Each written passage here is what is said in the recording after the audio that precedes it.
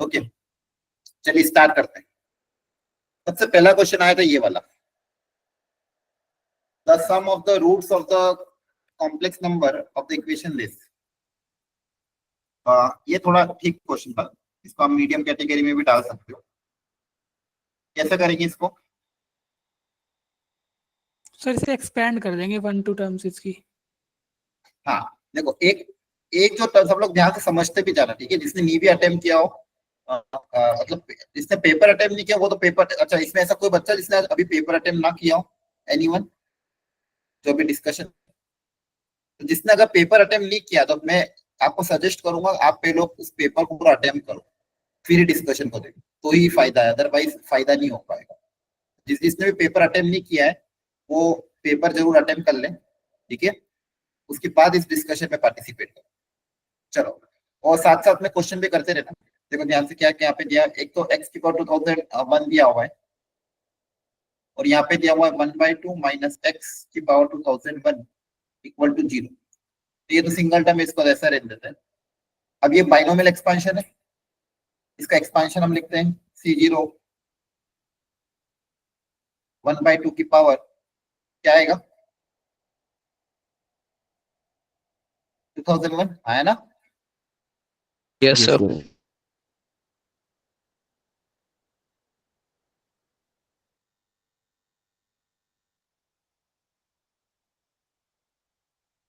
And so on. या तो आप ऐसे लिखो, और अगर आपको इंक्रीजिंग ऑर्डर में लिखना है तो इन दोनों को इंटरचेंज करना पड़ेगा, तो आप इंक्रीजिंग ऑर्डर मतलब अगर एक्स की पावर्स के टर्म्स में लिखना है तो आप इन दोनों को इंटरचेंज भी कर सकते हो। कैसे कर सकते हो? इसमें से माइनस कॉमन निकाल लिया, मान लो माइनस कॉमन निकाल लो तो माइनस बाहर आ जाएगा, और इसको क्या लिख दोगे, एक्स माइनस 1/2 की पावर 2000। अब ये हो जाएगा एक्स की पावर 2001 माइनस इसके एक्सपेंशन आप लिख दोगे NC0, फिर minus NC1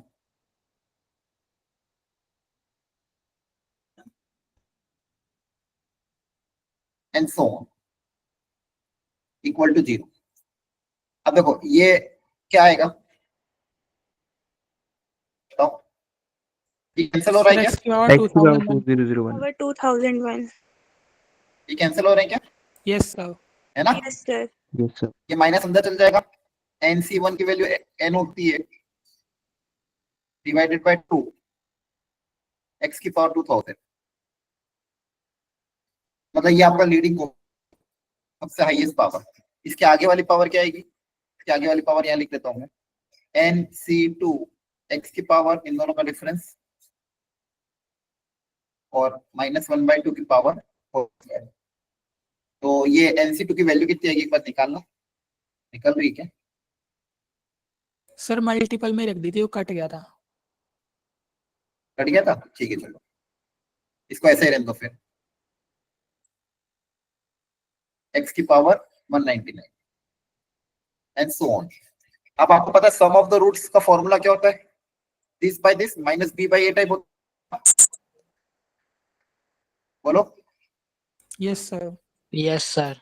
some of the root minus b by a, तो ये वाला कोफिशिएंट को इस वाले कोफिशिएंट से क्या कर दोगे, डिवाइड कर दोगे। उससे आंसर आ रहा था? यस सर आ गया था। ठीक है, क्वेश्चन समझ में आया कि नहीं आया सबको? Yes sir. Yes yes sir. Sir. Okay, अगला क्वेश्चन देखो। अगला भी बहुत स्टैंडर्ड और बहुत अच्छा क्वेश्चन है, जनरली जेईई में से पूछा जाता है। तरीका समझाओ क्या करेंगे, f of 2x plus 3 upon 3x plus 5। ये कॉन्सेप्ट इंपॉर्टेंट है बच्चों, ध्यान रखना। ये आगे भी और क्वेश्चन मतलब किसी पेपर में यूज हो सकता है। ये दिया होगा, क्वेश्चन भी देखिए। अब यहाँ से अगर मुझे fx चाहिए तो fx कैसे निकालेंगे, f ऑफ x चाहिए मुझे, सर इसके क्या अंदर की तरीका होगा वैल्यू को fx? y से सर इक्वेट कर अंदर देंगे। वाली वैल्यू को कुछ मान लेंगे, y या t कुछ भी मान लो।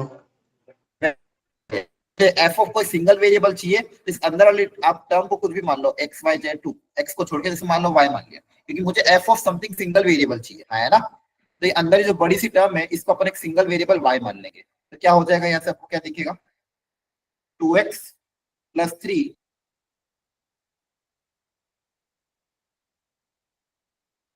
है ना, ये बोलो समझ में आया। अब यहाँ से y निकालना है, क्योंकि इसको पहले y माना तो y की वैल्यू पता करनी पड़ेगी, y को रिप्लेस करना है, आपको y निकालना है, तो y निकालते हैं। क्या करोगे, क्रॉस मल्टीप्लाई करोगे, 2x plus 3 equal to y into 3, तो 2x plus 3 equal to 3xy। Sir आपकी वॉइस बहुत ब्रेक हो रही है। वॉइस ब्रेक हो रही है, यस Yes, सर एक बार सॉल्व करो सब लोग, अब मैं थोड़ा join करता हूँ। हाँ थोड़ा क्लियर आ रहा है। एक बार सब लोग सॉल्व करिए।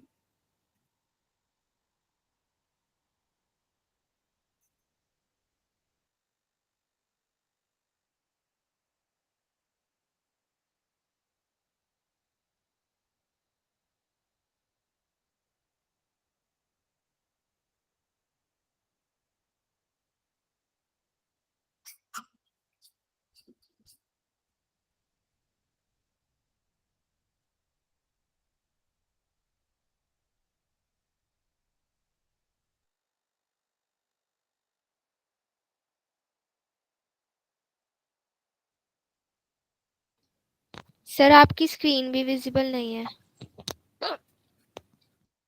एक मिनट रुको, कर रहा हूँ सर। स्क्रीन पे है, no no sir Yes, sir. Sir. है ना, नो No. सर। रुको वापस से करता हूँ, एक मिनट। Okay sir. हिचकी आ रही है।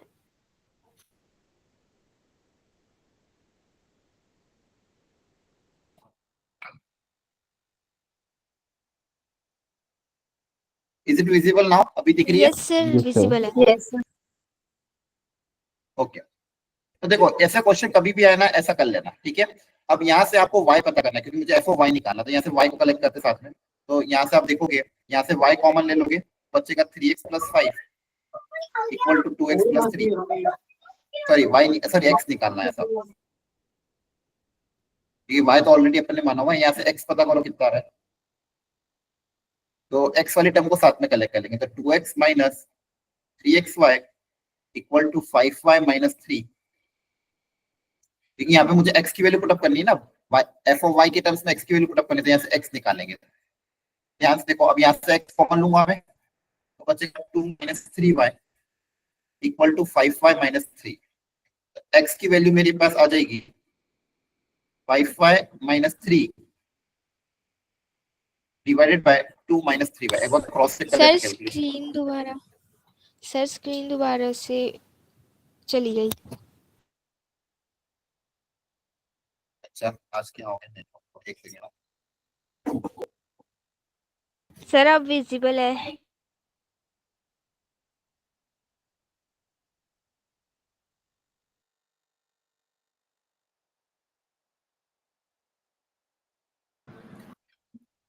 तो ये आपका x आ गया है बच्चों, ये x की वैल्यू हम यहाँ पे पुट अप कर देंगे, तो मेरा जो क्वेश्चन चेंज हो जाएगा वो हो जाएगा f of y equal to x plus 4।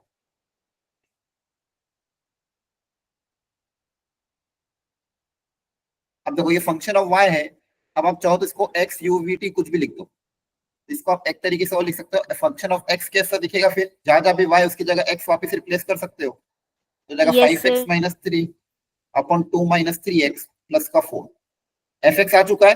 अब इसका क्या करना था, इंटीग्रेशन, लीनियर बाय लीनियर है, एकदम फंडामेंटल इंटीग्रेशन देखो आया। अब इसलिए देखो कभी कभी बोला जाता है कि फंडामेंटल इंटीग्रेशन एनसीईआरटी लेवल का तो पता ही होना ही चाहिए, क्योंकि वो कहीं पे भी यूज हो सकता है ना। इसका आप इंटीग्रेशन करोगे, कैसे इंटीग्रेशन करोगे, न्यूमरेटर में डिनोमिनेटर जैसा टर्म क्रिएट करोगे, फिर अलग अलग करके इंटीग्रेट कर देंगे। क्या अब हो जाएगा ये solve? Yes, sir. Yes sir sir Yes, बोलो। sir. मेरी एक्स की value 3 minus 5y upon 3y minus 2 आ रही थी। माइनस हाँ, एक कॉमन ही लेना बात है ना, ऊपर से माइनस कॉमन लेके उल्टा कर देना, एक ही बात है, ऊपर से माइनस कॉमन लेके नीचे भेज दोगे तो भी वही आएगा, ठीक है, क्लियर है। हाँ, अगला अगला देखो, अगला बहुत स्टैंडर्ड क्वेश्चन है, रिफ्लेक्शन इमेज वाला क्वेश्चन सिखाया था क्लास में, लाइन की इक्वेशन गिवन है, ये किया था एग्जाम में कि नहीं? यस सर, हो गया था। किया था Yes, sir. देखो कहा था मैंने, स्टैंडर्ड क्वेश्चन आते हैं और ऐसे आपके जेई में भी आ सकते हैं, बस अच्छे से करना विदाउट कैलकुलेशन एरर। ये पॉइंट दिया हुआ है। आज का पेपर डुएबल था बच्चा, मतलब कम से कम आपको जिन जिन बच्चों से जिनको मैथ्स टफ भी लगता है उनको भी 5 से 6 क्वेश्चन तो करने चाहिए था आज के पेपर। तो ये लाइन की इक्वेशन है, ये पॉइंट है, इसका रिफ्लेक्शन निकालना है। तो कॉन्सेप्ट क्या यूज होगा रिफ्लेक्शन वाले के केस में? सर पॉइंट इसका क्यों मान reflection- लेते सर लाइन पे कोई सा? Very good. सबसे पहले फुट ऑफ परपेंडिकुलर हम निकालते थे, तो ये पॉइंट क्यू निकाल लेते हैं। अब ये लाइन पे पॉइंट क्यू आप अज्यूम कर लोगे लैम्डा के टर्म्स में, Yes, sir. Yes sir. है ना?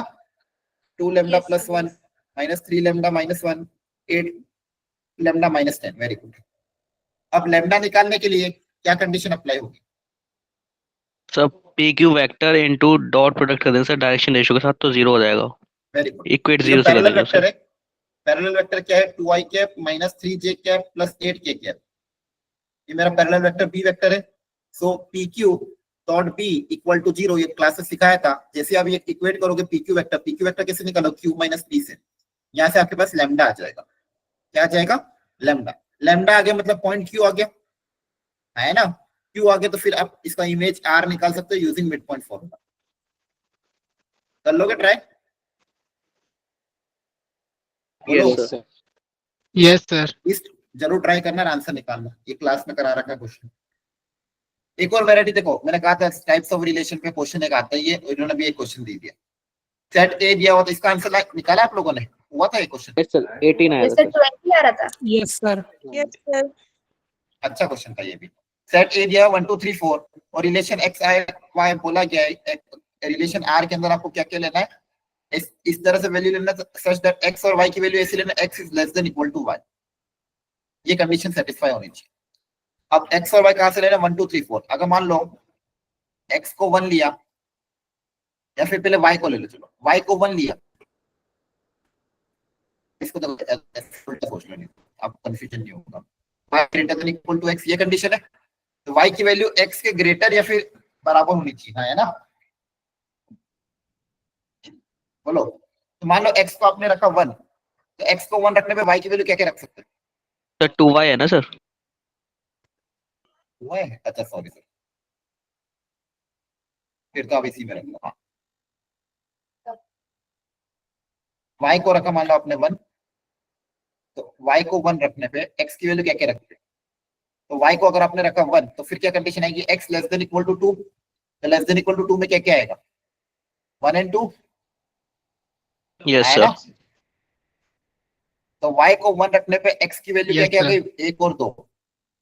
फिर आपने रखा मान लो y को 2, तो कंडीशन क्या आएगी? x less than equal to 4।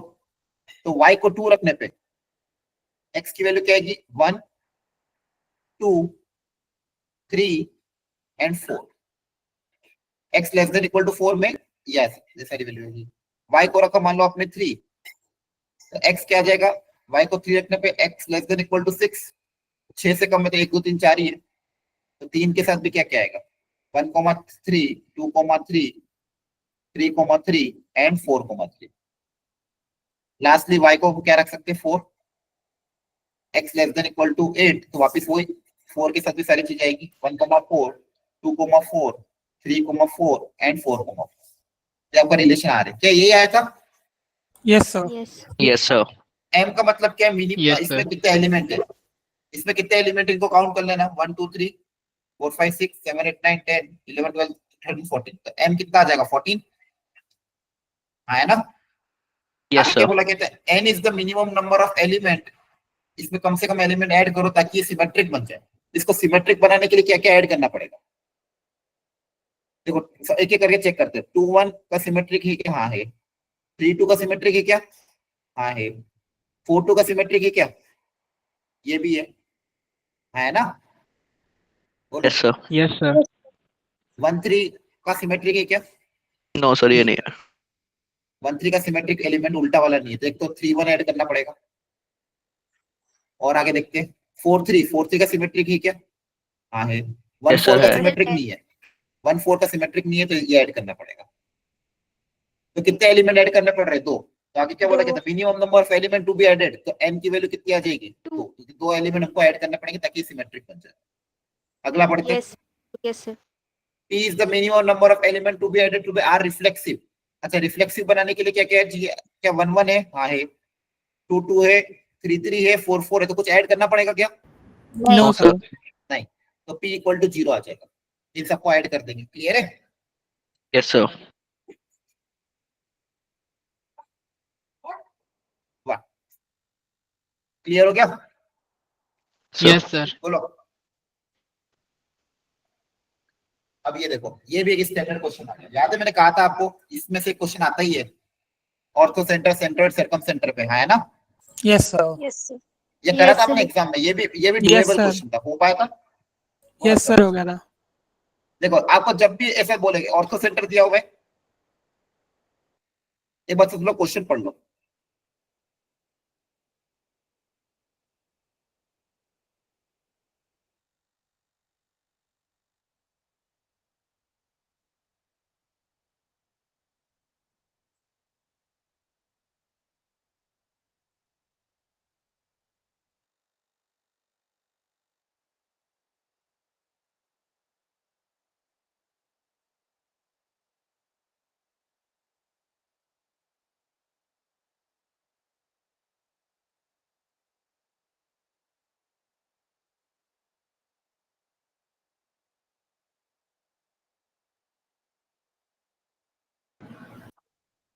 Question पढ़ा आपने?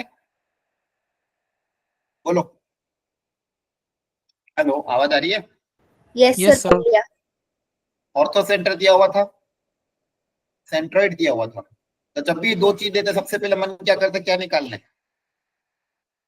बोलो, सर्कम सेंटर, हाँ है ना? Yes, sir. Center. और आपको रटा रखा है मैंने ऑलरेडी, ओ, बोलो ओ, आगे क्या आएगा, GC ओ जी सी, रेशियो 2:1, और वैल्यू पुट अप कर देना 5,8, 3,14/3, और सी आपको निकालना है, निकाल लोगे? Yes sir। Section formula apply करके आप सर्कम सेंटर निकाल लोगे। अब आगे क्या बोला गया, the equation of the set BC is given and the image of the ortho center with respect to any side lies on the circumcircle। इस ट्राइंगल का जो ऑर्थो सेंटर है उसकी इमेज सर्कम सर्कल पे लाई कर रही है। तो मान लो ये आपका ऑर्थो सेंटर है, ये आपकी लाइन है जिसकी इक्वेशन है मान लो x माइनस वाई इक्वल टू 0। इस पॉइंट का इस लाइन के ऊपर जो इमेज है that is lying on the ortho centre, ये मान लो पॉइंट है P। तो पूछा इसका रेडियस कितना होगा, वो ध्यान रखना ऑर्थो सेंटर, सर्कल का सेंटर नहीं है, समझ में आ रहा है? वो इज द ऑर्थो सेंटर, थोड़ा ऊपर बना लेते कंफ्यूजन नहीं। मान लो यहाँ पे O है, तो इस एक पॉइंट का एक लाइन के ऊपर इमेज निकालना आता है? Yes, sir. Yes, sir. Ortho centre already आपको दिया हुआ है 5,8, कैसे निकालते इमेज बताओ? सर मैंने तो फॉर्मूला रट रखा है। Yes, Yes, sir. sir, वो x formula minus से x1 upon a equals to y minus y1 वाला। Yes, sir. क्यों क्यों रट रखा फॉर्मूला, जितना सिखा रखा है आपको ऑलरेडी। सबसे पहले फुट निकाल लो ना, सर ये उससे point थोड़ा assume कर जल्दी लो भी हो कि- जाता है। अरे पर फॉर्मूला में प्लस में कहीं भी एरर हुआ तो होता है। ये अच्छा, इस लाइन के ऊपर पॉइंट अज्यूम कर लो कि क्या होगा, पॉइंट ए को ए है ना? अब तो सॉल्व हो गया। ये लाइन और ये लाइन परपेंडिकुलर है, m1 m2 -1 कर दो, तो OR इस लाइन का स्लोप और इस लाइन का स्लोप का प्रोडक्ट -1, जैसे 3D पे करते सेम काम तो यहाँ पे करना रहता है। पॉइंट क्यू अज्यूम करते हो और m1 m2 -1 करते हो, है ना? मतलब डॉट प्रोडक्ट 0। यहाँ पे भी क्या करना है, पॉइंट R अज्यूम करना है इस लाइन के ऊपर, और इसका स्लोप और इसके स्लोप का प्रोडक्ट कितना हो जाएगा, -1 हो जाएगा। बोलो Yes, sir. Yes sir। Yes, sir. OR का स्लोप क्या हो जाएगा, y2 - y1 अपन x2 - x1। अच्छा, उससे तो आपका सेम पॉइंट आ जाएगा, क्योंकि यहाँ पे स्लोप नहीं सेम नहीं आएगा, 5,8 है ना ओरिजिन, मुझे लगा ओरिजिन। तो OR का स्लोप कितना आ जाएगा, a - 8 अपॉन a - 5, और लाइन का स्लोप कितना है 1 है ना, बोलो। Yes, sir. Yes, sir. Check कर लेना कैलकुलेशन एक बार। a इक्वल टू 6 आ गया तो फुट ऑफ परपेंडिकुलर आ गया, बस मिड पॉइंट फॉर्मूला अप्लाई कर देना। 5,8 6,6 और ये मान लेना x, y। 5 plus x by 2 equal to 6, तो यहाँ से x आ जाएगा 12 minus 5 7। 8 plus y by 2 equal to 6, यहाँ से y आ जाएगा 12 माइनस 8 4। तो आपका ये पॉइंट कितना आ गया 7,4। पॉइंट पी पे चल गया। अब रेडियस कैसे निकालेंगे? So center से distance. इस सर्कल का सेंटर से डिस्टेंस, इस सर्कल का सेंटर मतलब सर्कम सेंटर से इसकी जो डिस्टेंस होगी वो रेडियस के बराबर होगी, है ना। तो डायमीटर कितना हो जाएगा twice of R. Point C पता कर ही लोगे आप। उस पॉइंट सी का पी से डिस्टेंस इक्वल टू रेडियस, फिर उसका डबल करोगे ना डायमीटर आ जाएगा। क्लियर है? बोलो। Yes, sir. Question repeat try कर लेना। समझ में तो आ रहा है ना आप लोगों को कि नहीं आ रहा है? Yes, sir. All right. आ रहा है सर। ये भी बहुत सर, बढ़िया जो लास्ट question है। सर जो लास्ट हाँ, स्टेप था, जल्दी लास्ट क्वेश्चन था वो, हाँ, लास्ट हाँ। क्वेश्चन का लास्ट स्टेप वो समझा दो। देखो ये After पॉइंट पी निकालना आ जाएगा। finding इमेज कैसे निकालते हैं ये समझ में आ गया? हाँ, ये समझ में आ गया। बस अब इस सर्कल का जो सर्कम सेंटर है वो आपने यहाँ पे निकाल लिया, सी ओजीसी से। सी क्या है? सर्कम सेंटर मतलब सेंटर ऑफ द सर्कल। अब सर्कम सेंटर पता है, पी पता है, रेडियस निकल जाएगी डिस्टेंस फॉर्मूला से। हाँ, बस रेडियस का डबल कर देना, डायमीटर आ जाएगा। ठीक है, डायमीटर आ जाएगा। ठीक है। Next, area of the reason bounded by this. अब देखो यहाँ पे दो इनइक्वालिटी है, अच्छे समझना दोनों को। एक क्या गिवन है, y less than equal to greater than equal to 0 less than equal to 2 sin 2x। तो पहले आपको इसको ड्रॉ करना पड़ेगा। ये कैसे ड्रॉ करेंगे बताओ?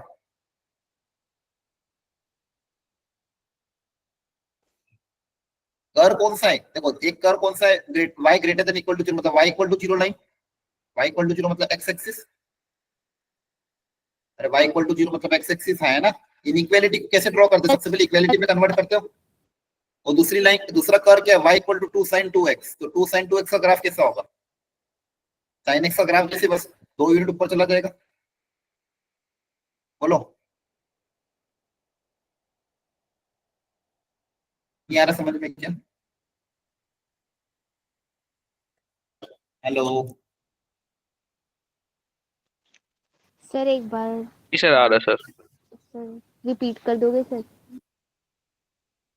y equal to 2 sin 2x से इसका ग्राफ ड्रॉ किया मैंने। ठीक है, तो y equal to sin x का ग्राफ आपका ऐसा होता है। 2 sin 2x का ग्राफ क्या हो जाएगा, 2 यूनिट ऊपर चला जाएगा।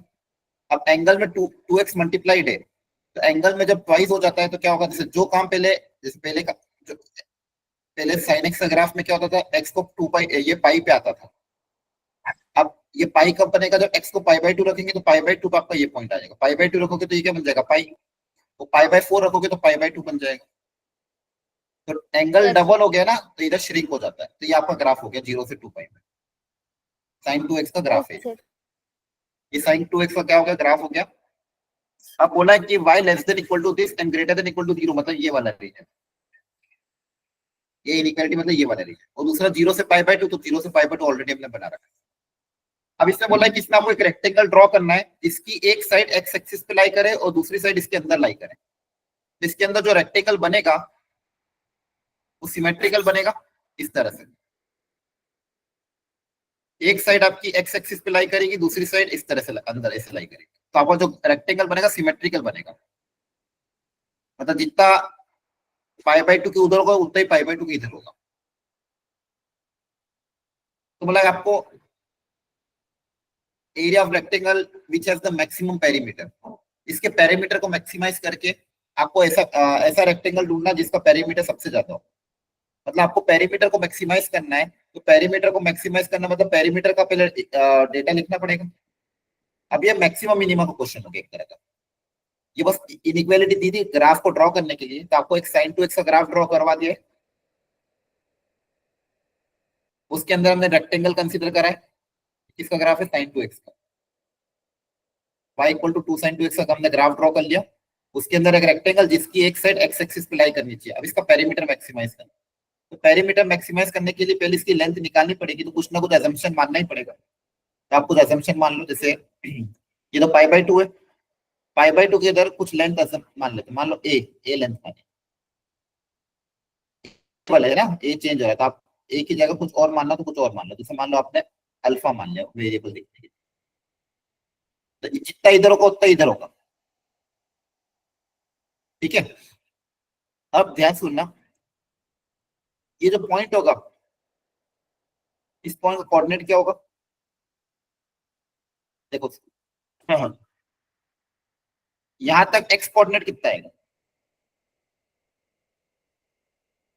यहां तक तो पाई बाय 2 है, पाई बाय 2 प्लस अल्फा हो जाएगा ये। Yes, sir. मतलब x की वैल्यू इस पॉइंट पे, ये पॉइंट P है मान लो, इस पॉइंट पे x की वैल्यू क्या होगी, पाई बाय 2 प्लस अल्फा। अच्छा, इस पॉइंट का y कोऑर्डिनेट क्या होगा, किसे पता करेंगे? सर वो एक ऊपर इक्वेशन से। हाँ, कर में रख देंगे, कर की इक्वेशन में x पुट अप करेंगे तो y आ जाएगा, तो y equal to 2 sin 2, x की जगह क्या रख दे, पाई बाय 2 प्लस अल्फा, तो यहाँ से y का कोऑर्डिनेट आ जाएगा। सर पाई बाय 4 नहीं होगा? पाई बाय 4 थोड़ी, ये sin 2x का ग्राफ है ना, sin x का ग्राफ होता तो पाई होता, sin 2x के ग्राफ में ये पाई बाय 2 आएगा ना, क्योंकि 2x है एंगल में, ये बोलो। sin x का ग्राफ होता तो 0 से पाई होता, sin x के ग्राफ में 0 से पाई होता। कहाँ पे? सर मिडिल वाला बीच पाई में, बाय 4। अच्छा मिडिल का कह रहा हूँ, मुझे लगा इसका कह रहा हूँ, हाँ मिडिल वाला पाई बाय 4 आएगा, सही कह रहा हूँ, मिडिल वाला पाई बाय 4 आएगा, Yes, सॉरी। ये पाई बाय 2 रहेगा, ये पाई बाय 2 रहा है, ये तो समझ में आ गया था सबको, ये पाई बाय 2 क्यों रहेगा, यस सर। क्योंकि 2x है, तो ये पाई बाय 4 होगा, तो ये कितना हो जाएगा, पाई बाय 4 प्लस अल्फा, यहाँ पे पाई बाय 4 रखना पड़ेगा, पाई बाय 4 रखोगे तो कितना आ जाएगा, 2 अंदर जाएगा, 2 cos 2 अल्फा, करेक्ट है। तो y कोऑर्डिनेट कितना आ जाएगा, 2 cos 2 अल्फा। अब मुझे बताओ इसका पेरीमीटर कितना होगा रेक्टेंगल का, इसको ABCD मान लेते हैं, कहां पर A B C D, perimeter of the rectangle, क्योंकि जिसको मैक्सिमाइज करना उसका एक्सप्रेशन लिखना पड़ेगा। तो AB की लेंथ बताओ कितनी होगी, AB ये y कोऑर्डिनेट के बराबर यस है ना, तो ये जगह, और रेक्टेंगल का पेरीमीटर क्या होता है, twice of L plus B, तो विड्थ तो आपकी क्या हो गई, 2 cos 2 अल्फा। लेंथ निकाल लेते, बताओ लेंथ कितनी होगी BC, 2 alpha. 2 alpha, very good. Length BC 2 alpha दिख रही क्वेश्चन में। वो पेरीमीटर क्या Yes, होता है रेक्टेंगल का, twice of L plus B। अब एक ही वेरिएबल है अल्फा यहाँ पे, अब पेरीमीटर को मैक्सिमाइज करना है तो क्या करेंगे, जिसको मैक्सिमाइज करना है उसको क्या करते हैं, बोलो, इसको मैक्सिमाइज करना है तो क्या करेंगे, डिफरेंशिएट करेंगे ना, डेरिवेटिव, यस सर। बोलो इतनी देर कैसे लग जाती है, डिफरेंशिएट करोगे अल्फा के रेस्पेक्ट में, तो कॉस अल्फा का डिफरेंशिएशन कितना हो जाएगा, साइन अल्फा इंटू 2, और इस अल्फा का हो जाएगा 2, और डिफरेंशिएट करके 0 से इक्वेट कर दोगे। यस बोलो, सर। यहाँ से पता करना कितना आ रहा है, अच्छा 2 अंदर भी मल्टीप्लाई होगा तो 4 हो जाएगा, 4 0 में चला जाएगा, साइन अल्फा, साइन 2 अल्फा कितना आ रहा है, 1/2, सही है। Yes sir.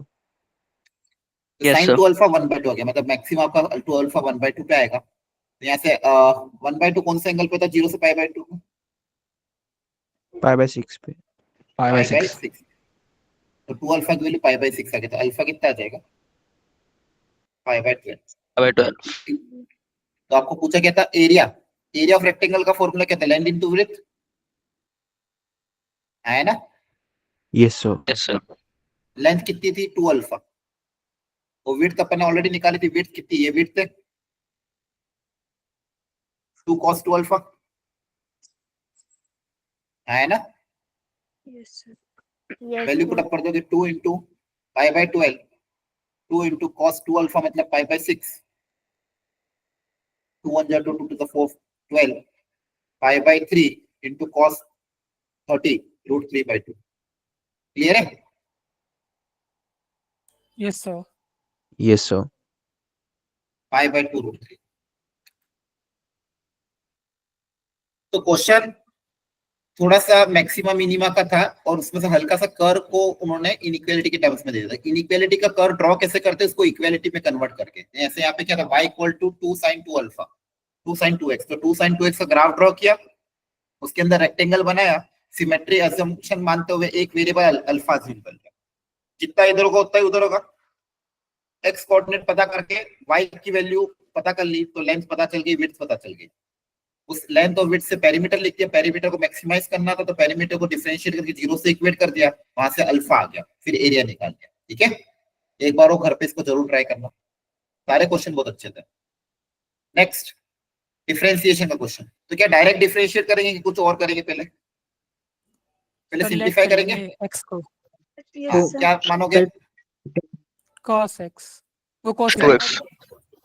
ये करा था एग्जाम में question, yes sir Yes, sir. Answer match कर रहा था, आंसर आ गया था नो सर। कि नहीं आया था? सर ऑलमोस्ट आ गया था, बस माइनस प्लस का थोड़ा गड़बड़ लग रही थी।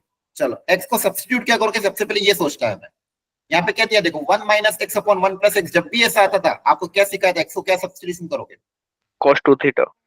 cos 2 2 theta theta. मानो या cos थीटा मानो, कुछ भी मान सकते हो। ठीक है, तो सब लोग cos थीटा रख के देखो एक बार, सब लोग सिंप्लीफाई करें, करो ट्राई। चलो अच्छा क्वेश्चन है, cos थीटा रखो सब लोग और सिंप्लीफाई करके देखो कितना आ रहा है। एवरीवन प्लीज ट्राई, अच्छा क्वेश्चन है। ये स्टेप्स आपको बाकी जगह भी काम आएगी, सब्स्टिट्यूशन वाली।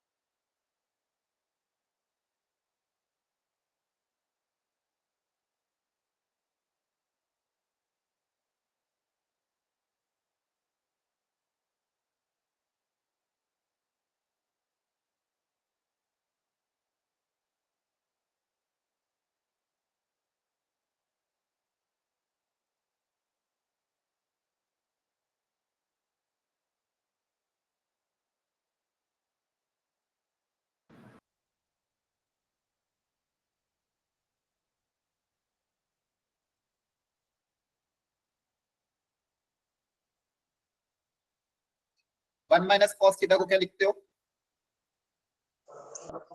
2 sin square 2 theta sin by square theta by 2. Very good, सही है, मैंने गलत लिख दिया। 2 sin स्क्वायर थीटा बाई 2 आया ना, Yes, sir. Yes, sir. और नीचे Yes, वाला sir. 2 cos square theta by 2, correct है? Yes, sir. yes sir। यहाँ पे भी 2 sin square theta by 2 divided by 2। अब इसको ओपन कर लेते हैं, 2 कैंसिल हो जाएगा, tan स्क्वायर रूट के बाहर आके मॉड tan थीटा बाई 2 बन जाएगा, आया ना? yes sir। Yes, sir. यहाँ पे भी 2 कैंसिल हो जाएगा, तो मॉड sin थीटा बाई 2। अब ये मॉड पॉजिटिव ओपन करे नेगेटिव ओपन करे, ये कैसे पता चलेगा? देखो x को आपने cos थीटा माना, तो यहाँ से थीटा कितना आ जाएगा? Cos inverse x. cos inverse x। और आपको पता है cos इनवर्स की रेंज कहां से कहां तक होती है? -1 से 1. -1 से 1। cos इनवर्स की रेंज कहां से कहां? हर बार उल्टा आंसर minus आता है। 5 by minus 2 5 by 2 to 5 by 2। अरे बहुत बढ़िया। ठीक था। cos इनवर्स की रेंज कहां से कहां तक होती है? minus 5 by 2 to 5 by 2। अरे वो sin इनवर्स की होती 0 है। से पाई 0 से पाई. 0 से से पाई pi, होती है। तो फिर क्या होगा मेरा? क्लियर है? Yes theta, sir. तो यहाँ से थीटा बाई 2 कहां से कहां तक लाई करेगा? 0 से pi by 2। yes sir। Yes sir. भूलो मत यार, ये इनवर्स ट्रिग्नोमेट्री में इससे ज्यादा इंपॉर्टेंट कोई चीज ही नहीं है। आपको रेंज डोमेन तो सबसे पहले याद होनी चाहिए। साइन इनवर्स, टेन इनवर्स और कॉसेक इनवर्स, -π/2 से π/2, first and fourth quadrant. Cos inverse, secant inverse और कॉट इनवर्स 0 से पाई, है ना? अब मत बोलना कभी भी। तो ये फर्स्ट क्वाड्रेंट में तो सब पॉजिटिव ओपन हो जाएंगे डायरेक्टली।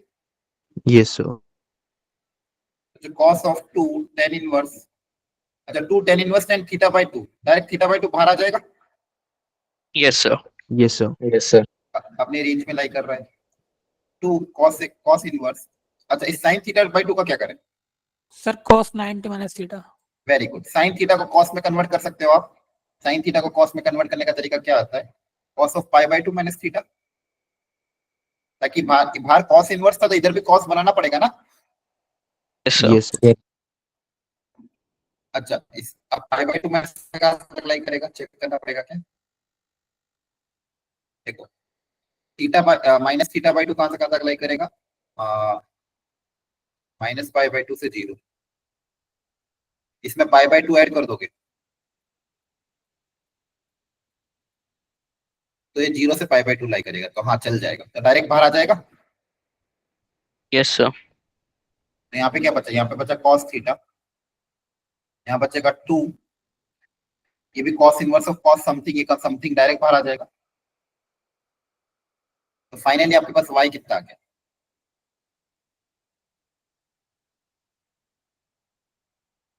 cos थीटा, ये 2 अंदर जाएगा तो -π minus pi theta. Plus 2 plus theta. Sir, ठीक है। cos whole में था. अब x के क्या हुआ? क्या हुआ? गलत हो गया? cos थीटा क्या? Cos whole में था. चेक करो, एक्स लेट किया सब था। सही है ना?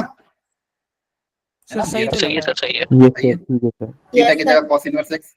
अब इसको डिफरेंशिएट करोगे तो ज्यादा आसानी से हो जाएगा। 1 माइनस तो स्क्रीन नहीं दिख रही 1 sir. Upon √1 minus x square.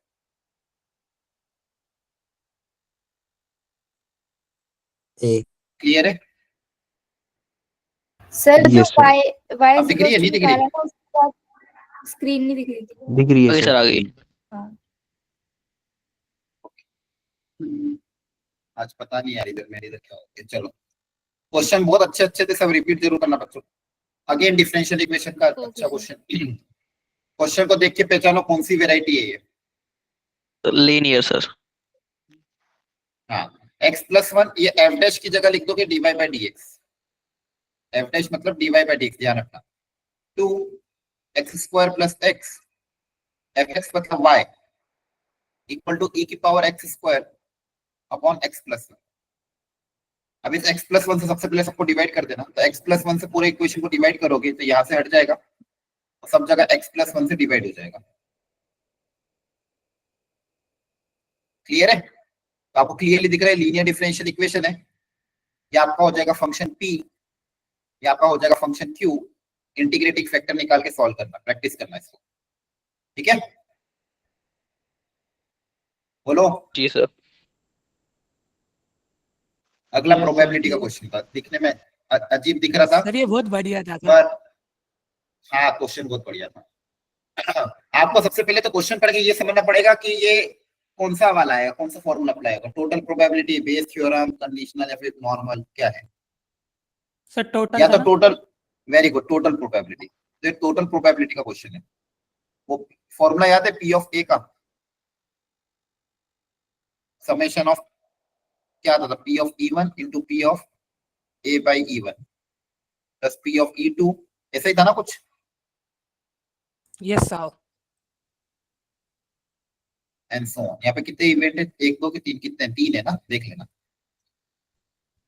करोगे ट्राई एक बार और? जी सर।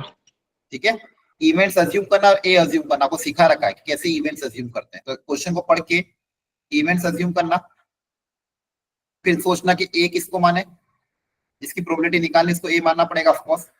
फिर सबकी प्रोबेबिलिटी निकाल के देखना, P ऑफ E1 कितना आएगा, P ऑफ E2 निकाल के देखना क्वेश्चन के हिसाब से, E3 निकाल के देखना। फिर सोचना P ऑफ A/E1 कितना होगा, ए बाई ई टू भी निकालना एंड सो ऑन, सबकी वैल्यू पुटअप करोगे तो आंसर आ जाएगा, ट्राई बाय योरसेल्फ, ठीक है। नेक्स्ट, अब देखो एडजॉइन का भी क्वेश्चन आ गया, आया ना। क्या दिया हुआ है, ए बी 3x3 मैट्रिक्स है, डिटरमिनेंट ऑफ ए दिया हुआ है 3, डिटरमिनेंट ऑफ बी दिया हुआ है ये। अब आपको ये निकालना है, देखो ध्यान से। मतलब जो जो वेरायटी इंपॉर्टेंट होती थी, हर वेरायटी इन लोगों ने आज पेपर में डाली थी। जब मैं पेपर देख रहा था तो बहुत अच्छा लग रहा था कि आज का पेपर बहुत बढ़िया बना है। तो जिन बच्चों ने भी पेपर दिया होगा और अभी वापस से डिस्कशन कर रहे हो, एक बार फिर से इस पेपर को रीअटेम्प्ट करना, आपका बहुत फायदा होगा। आप बताओ अगली स्टेप क्या करें। सर डिटरमिनेंट सेपरेट कर सर देंगे। अलग अलग कर देंगे। वेरी गुड, बहुत बढ़िया बच्चा। यहाँ पे 3 तरह के मैट्रिक्स है, सबको अलग अलग कर दे। Yes sir. Yes sir.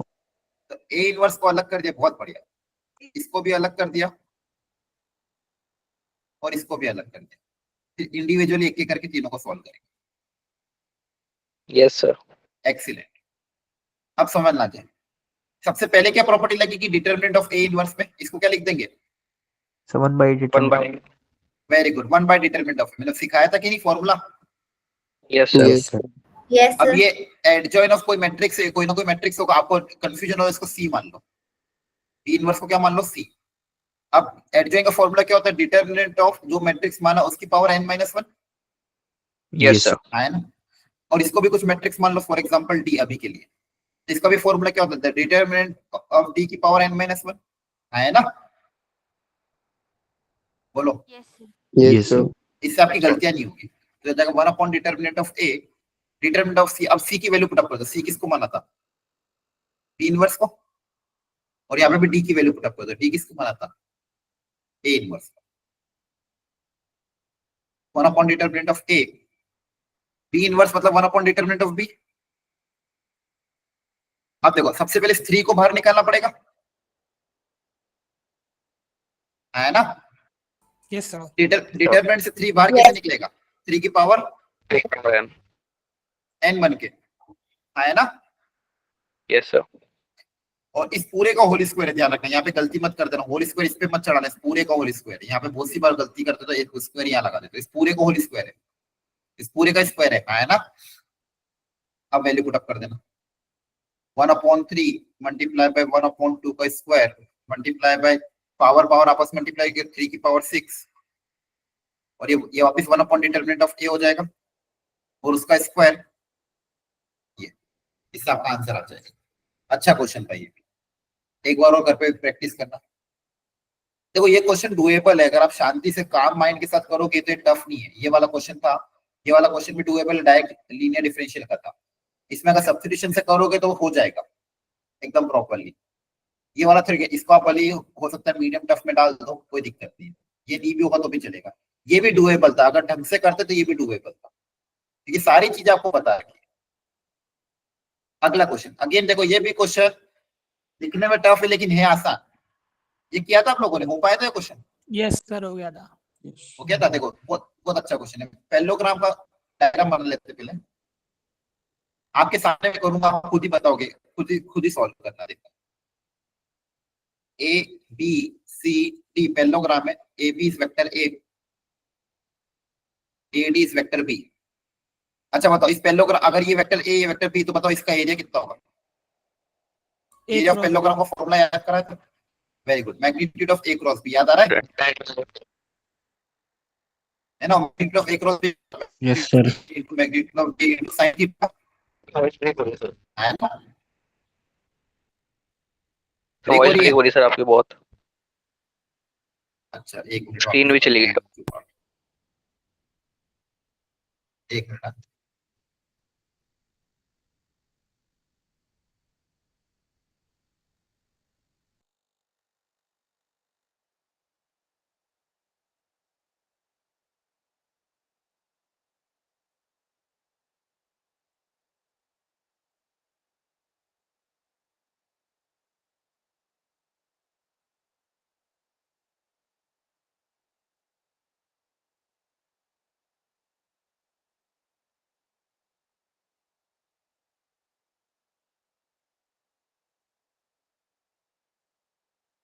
Screen visible नहीं है।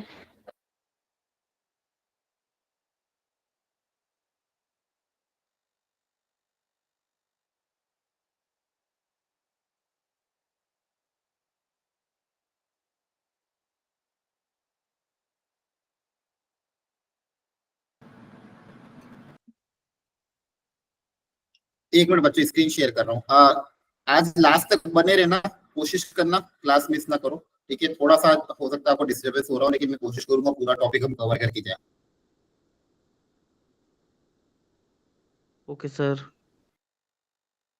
हेलो, आ रही है आवाज? Yes sir. Yes sir. ठीक है। अब देखो बच्चों, इस क्वेश्चन में क्या दिया हुआ था आगे। आगे ये डायग्राम मैंने बना दिया, जो पूछा था वो इतना लिखा। अब देखते गिवन डेटा में और क्या क्या चीजें गिवन है। मैग्नीट्यूड ऑफ ए आपको दिया हुआ है equal to 2, magnitude of B भी आपको दिया हुआ है इक्वल टू 2। ए और बी पता चल गया, बस ये साइन थीटा आ जाए तो काम बन जाएगा।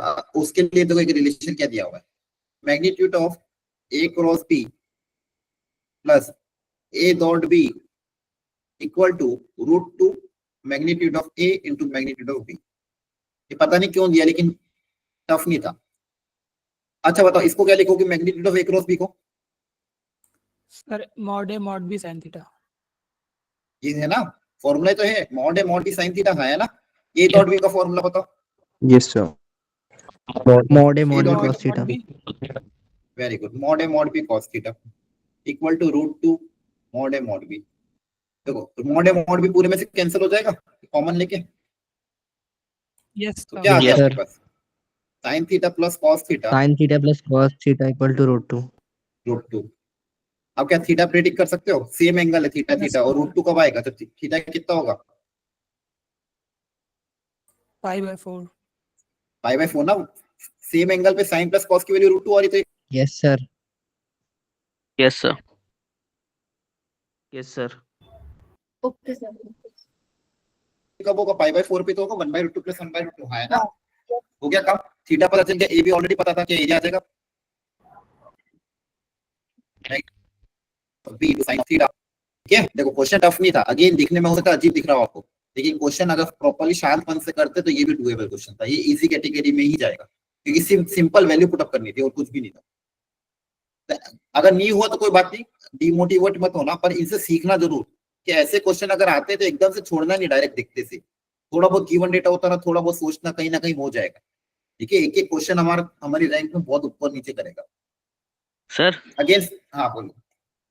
डायगोनल्स का क्रॉस प्रोडक्ट किस में लेते थे सर? उसका मैग्नीट्यूड को डिवाइड 2 करते थे, वो किसका फॉर्मूला होता था एरिया का? ट्रायंगल वो था। शायद क्वाड्रिलेटरल का था। ट्रायंगल का था सर। ट्रायंगल का। हाँ ट्राइंगल में तो a क्रॉस b बाई 2 था, वो डायगोनल का पूछ रहा है।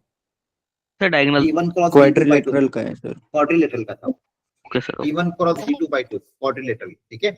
और ट्राइंगल का तो क्या होता है a क्रॉस b बाई 2। अगर पैरेललोग्राम का हाफ कर दोगे तो एरिया ऑफ ट्राइंगल आ जाएगा, ठीक है। Okay sir.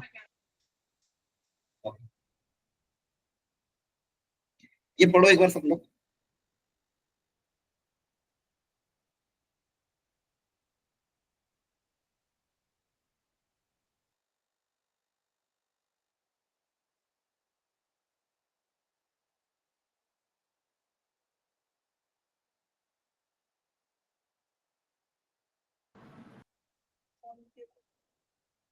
If the radii of the smallest and the largest circle passing through origin and touching the circle this, एक सर्कल आपको दिया हुआ है, सर्कल का सेंटर बताओ जल्दी से।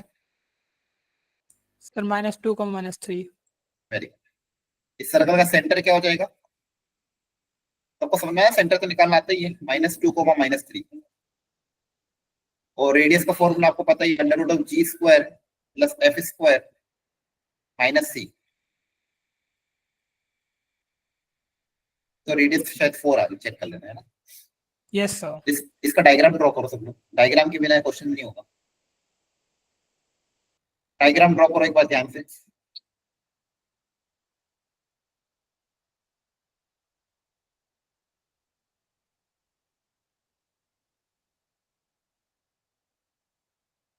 एक सर्कल जिसका सेंटर है -2 -3।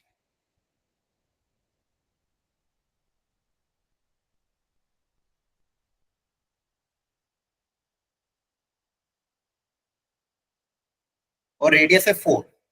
देखो रेडियस 4 है, तो अब ये ओरिजिन के पहले से निकल जाएगा कि ओरिजिन के आगे निकलेगा? सोच के बताओ। देखो ये सर डिस्टेंस origin कितना के होगा? आगे। हाँ नहीं, मतलब इधर थर्ड क्वाड्रेंट में आएगा कि फर्स्ट क्वाड्रेंट में, कॉर्नर पॉइंट। देखो ये डिस्टेंस कितना होगा? 5 टोटल, नहीं 5 नहीं होगा, सॉरी ये कितना होगा एक बार देखना, ये 3 है, रूट ये 2 है, 13 रूट ऑफ ये डिस्टेंस कितना है, अंडर रूट ऑफ 9 + 4, हाँ √13। तो अपन को 4 रेडियस लेना, मतलब कहीं ना कहीं आगे ही जाएगा, √16 तो आगे ही होगा, हाँ है ना फर्स्ट यस सर क्वाड्रेंट।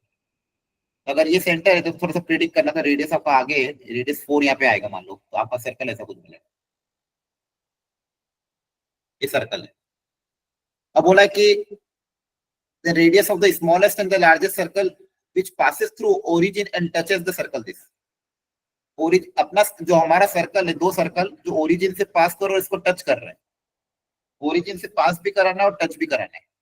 तो देखो ये रहा ओरिजिन और इससे पास भी कराना है, सर्कल को टच कर दे, एक सर्कल तो ये हो जाएगा, है ना। यस सर और एक और सर्कल कौन सा होगा जो इससे और बड़ा वाला सर्कल, वो कौन सा किधर से पास करेगा, सर ओरिजिन और सर्कल के इस तरफ से ही ये वाला है ना। हाँ हाँ यस सर। समझ में आ रहा है सबको ये। तो एक की रेडियस है R1 और एक की रेडियस है R2, आपको ये R1 R2 निकालना है। क्या डायग्राम समझ में आया? यस सर एक बार ट्राई करना वापिस से, समझा जाए क्वेश्चन, थोड़ा मेहनत तो करना घर पे, वापिस कर लोगे एक बार और सॉल्व, बोलो। Yes sir. सेंटर दिया हुआ है, कोशिश करना है दोनों की रेडियस निकाल पाओ। नेक्स्ट, ये भी बहुत बढ़िया क्वेश्चन, दिखने में थोड़ा टफ था, अगर क्लिक कर जाएगा तो हो जाएगा, नहीं क्लिक किएगा तो शायद छोड़ के आ जाओ। ध्यान से ऑब्जर्व करो पहले इसको, देखो ये जनरली जेई करवाता है, सुनना ध्यान से एक चीज, साइन इनवर्स के अंदर मेरे पास दिया हुआ ग्रेटेस्ट इंटीजर ऑफ x² + 1/2, एक छोटी सी स्टेप इस क्वेश्चन को बहुत अच्छे से सॉल्व करवा देगी। आप मुझे अगर ऊपर स्टेप बता दोगे तो बहुत बढ़िया हो जाएगा। दूसरा क्या दिया हुआ है, cos इनवर्स ऑफ x² - 1/2, और ये भी ग्रेटेस्ट इंटीजर के अंदर, एक साइन इनवर्स दूसरा cos इनवर्स। अब इसकी रेंज निकालनी है। अब देखो रेंज निकालनी तो सबसे पहले इसको थोड़ा सिंप्लीफाई करना पड़ेगा, साइन इनवर्स और cos इनवर्स थोड़ा सिंप्लीफाई करना पड़ेगा, सिंप्लीफाई होने के बाद ही आप कुछ ना कुछ सोच पाएंगे कि ये वैल्यू कहां से कहां तक लाई करेगी। अभी तो डायरेक्ट देख के तो हम बता ही नहीं सकते कि वैल्यू कहां से कहां तक लाई करेगी। इसको सिंप्लीफाई करने का क्या तरीका है, और सिंप्लीफाई में भी किसको सिंप्लीफाई करना है, इसको खासकर, क्योंकि साइन इनवर्स cos इनवर्स दिक्कत नहीं दे रहे, दिक्कत ये दे रहे, तो इनमें क्या मॉडिफिकेशन करूं, क्या चीजें करूं ताकि थोड़ा ये सिंप्लीफाई हो जाए, या फिर कुछ ऐसा करें।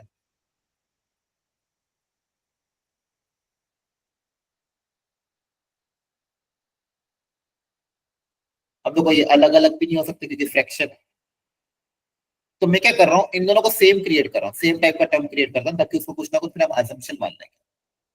क्योंकि यहाँ पे और यहाँ पे अगर सेम टाइप का टर्म क्रिएट हो गया तो फिर प्रिडिक्ट करना मेरे लिए आसान है। सुनना ध्यान से, तो 2 साइन इनवर्स, या तो इस या तो सबको इसमें कन्वर्ट कर दो या फिर माइनस में कन्वर्ट कर दो। तो क्या करें, जैसे मान लो -1/2 क्रिएट करना, अगर तो यहाँ पे मैं एक -½ ऐड किया और एक +½ -½ और +½ ऐड और सब्सट्रैक्ट किया, या फिर आप इसको 1/2 को क्या लिख सकते हो, 1 - 1/2 लिख सकते हैं, आया ना, बोलो समझ में आ रहा है। 1/2 है ना, तो 1/2 को लिखने का तरीका क्या है, +1/2 है, तो माइनस का 1/2 प्लस का 1, और इसको cos इनवर्स को ऐसा कैसा रहेगा,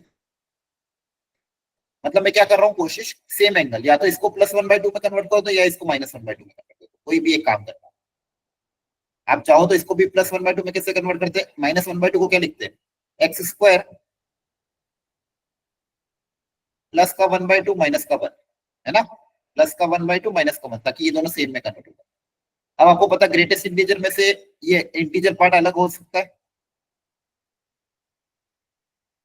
तो ये 1 को मैं बाहर निकाल दूं,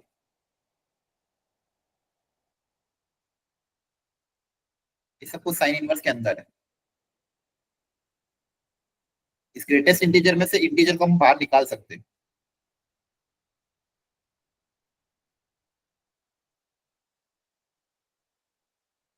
अब ये सब काम हमने क्यों किया, ताकि सेम टाइप का एंगल क्रिएट हो जाए, तो ये भी सेम हो गया, ये भी सेम हो गया। अब आप इसको कुछ असम्पशन मान लेते हैं, इसको मान लिया आपने, मान लिया अल्फा, ठीक है, ताकि आपको क्वेश्चन दिखेगा कैसा। y equal to 2 sine inverse alpha plus 1 plus cos inverse alpha. अब बस मुझे अगर ये पता चल जाए अल्फा कैसे क्या होगा तो मेरा काम बन जाएगा। तो क्वेश्चन यहाँ तक तो आ गया पर अब ये अल्फा जो है ये साइन इनवर्स और कॉस इनवर्स के अंदर आ रहा है ना? तो यस इनकी सर। डोमेन में आना चाहिए। और साइन इनवर्स और कॉस इनवर्स की डोमेन क्या होती है? -1 से 1। -1 से 1। तो यहाँ से मैं अल्फा प्रिडिक्ट करूंगा कि जब तक अल्फा नहीं आएगा मेरा कुछ काम नहीं होता। ये अल्फा प्लस 1 भी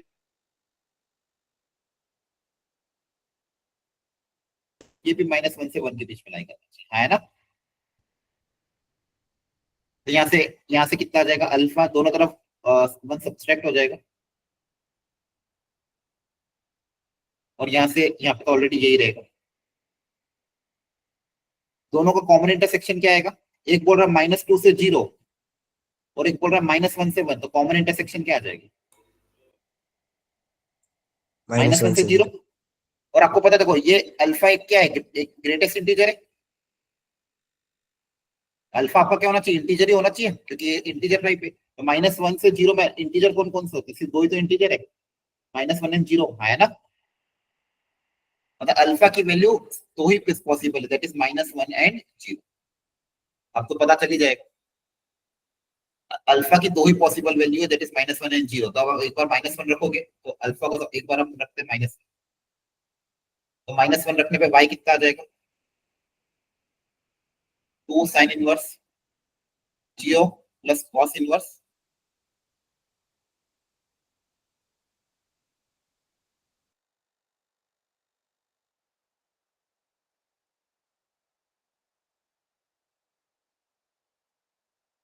सर वॉइस नहीं आ रही आपकी।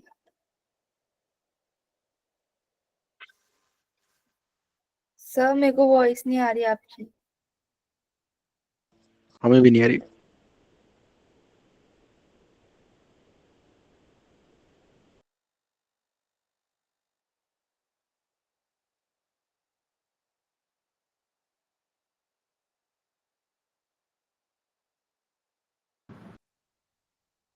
हेलो, अभी आ रही है? हाँ हाँ, यस सर। Okay, sorry.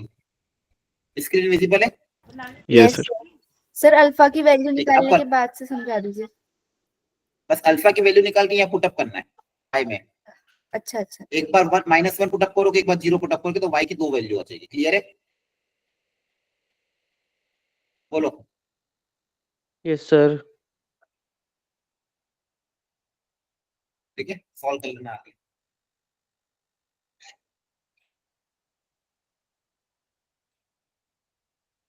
तो क्वेश्चन समझ एक बार वो घर पे ट्राई करना, पूरा सॉल्व करा ही दिया मैंने। अगला अगला भी डराने के लिए क्वेश्चन था। आप खुद बताना स्टेप बाय स्टेप मुझे ध्यान से। Limit a tends to x है। लिमिट किस पे? a पे, ध्यान रखना। यहाँ पे जनरली आपके पास क्या था? x tends to a, x tends to 2, x tends to 0। यहाँ पे क्या है इस बार? a टेंड्स टू x है ना? तो वेरिएबल कौन है? a। आ रही बात समझ में? अरे बोलो। हेलो, Yes, आवाज sir. नहीं आ रही है? हाँ ठीक है, आ रही है। यहाँ पे वेरिएबल a है फिलहाल के लिए मेरा। इस लिमिट के अंदर वेरिएबल मेरा a है, a plus x into sine of a minus x. Step by step करेंगे शांति से, डरना नहीं, कॉन्फिडेंस रखना, हो जाएगा सर। सबसे पहले बताओ डिनोमिनेटर में, अच्छा x को आप a की जगह अगर x रखोगे तो 0/0 का फॉर्म है। पहले चेक कर लेना इंडिटरमिनेट फॉर्म है कि भी, पता चला इंडिटरमिनेट फॉर्म नहीं तो फिर डायरेक्ट आंसर आ जाएगा। अब ये 0/0 का फॉर्म है। डिनोमिनेटर में ध्यान से देखो, इसको कैसे सिंप्लीफाई करेंगे डिनोमिनेटर को? a माइनस x से डिवाइड मल्टीप्लाई। वेरी क्या गुड। कहते हैं? साइन का जैसे दिखा ये याद आ जाता है। साइन के अंदर जो भी यस फंक्शन है 0 की तरफ जा रहा है तो उससे मल्टीप्लाई डिवाइड कर देंगे, है ना?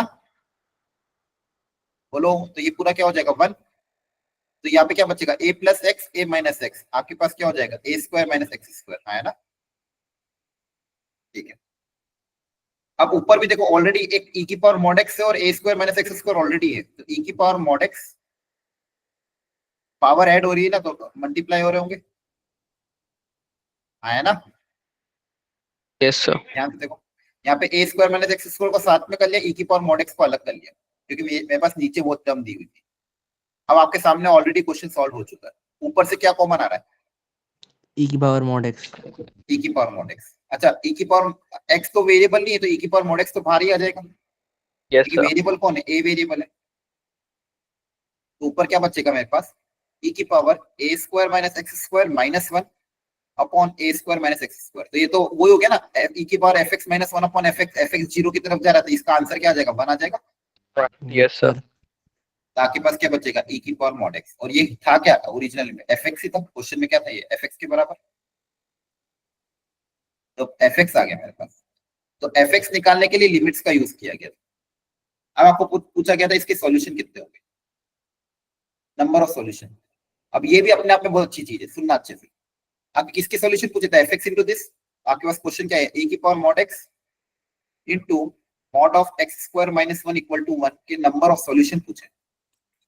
अच्छा ध्यान से देखो, यहाँ पे एक एक्सपोनेंशियल फंक्शन है और एक एल्जेब्रिक फंक्शन है। क्या एक्सपोनेंशियल और एल्जेब्रिक को कभी साथ में सॉल्व करना हमने सीखा है आज तक? No sir. नहीं ना। तो कभी भी जब अलग अलग टाइप के फंक्शन आते हैं और आपको पूछा जाता है कि नंबर ऑफ सॉल्यूशन बताओ, तो आप क्या करते थे? वापिस क्वेश्चन पूछता हूँ। जब भी दो अलग वेराइटी के फंक्शन है, मान लो एक ट्रिग्नोमेट्रिक दे दिया, एक एक्सपोनेंशियल दे दिया, एक एक्सपोनेंशियल दे दिया, एक एल्जेब्रिक दे दिया, तो अलग अलग वेराइटी के फंक्शन है, वो पूछा है आपको नंबर ऑफ सॉल्यूशन निकालो, तो आप क्या करते थे? क्या तरीका होता था? Very good, graph. ये याद रख लेना। whenever there are two different type of function और उनके नंबर ऑफ सॉल्यूशन पूछे तो आप क्या ड्रॉ करोगे? ग्राफ ड्रॉ करोगे। तो सबसे पहले एक को उधर भेज देते, एक को इधर रखते थे। एक तरफ तो फंक्शन क्या हो जाएगा? ये वाला e की पावर मॉड एक्स, उधर जाके क्या हो जाएगा?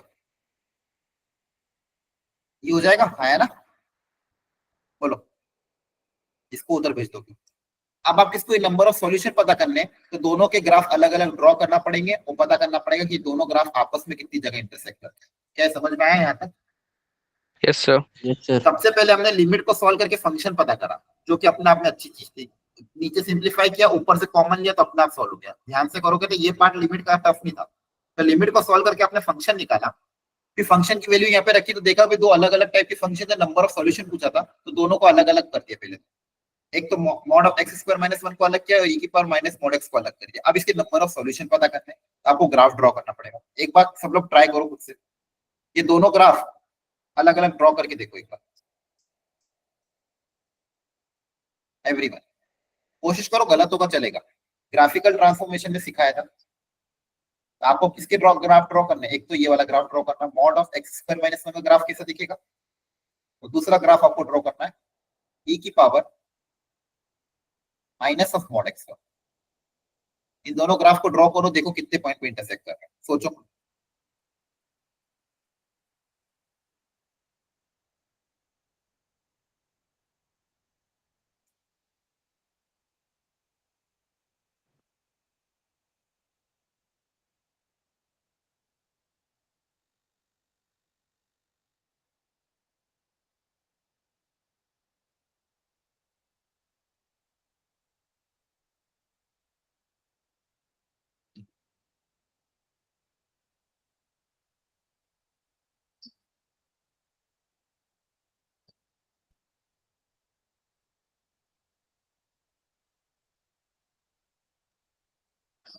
चलो मैं रिवाइज करा देता हूँ, बाकी लोग जिसको आता है वो ट्राई करते रहो, जिसको नहीं आता वो सीख लो।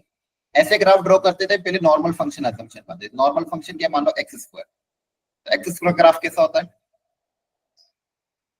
ये वाला। फिर क्या किया गया? एक्स स्क्वायर में माइनस 1 किया गया। ये ग्राफिकल ट्रांसफॉर्मेशन में सिखाया था।